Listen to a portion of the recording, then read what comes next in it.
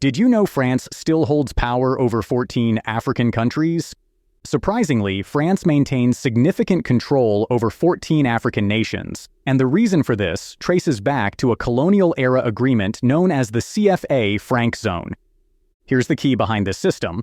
1. The CFA Franc. The CFA Franc is a currency used by 14 countries in West and Central Africa.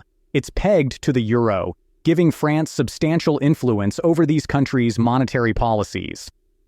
The French government holds a veto over decisions made regarding the CFA franc, limiting the autonomy of these nations in managing their own economies. 2.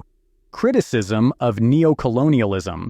Many critics, particularly in Africa, see this system as a form of neocolonialism. They argue that by controlling these countries' currency and monetary policies, France is preventing them from developing their economies independently, keeping them economically dependent on their former colonizer. 3. Growing tensions.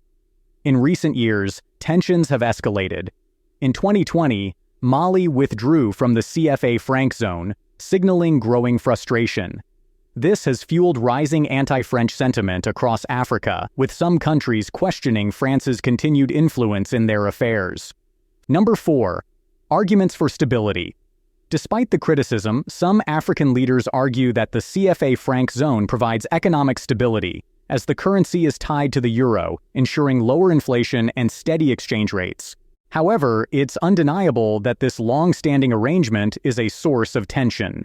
As anti-French sentiment grows, more African countries may push for full financial and political independence from France.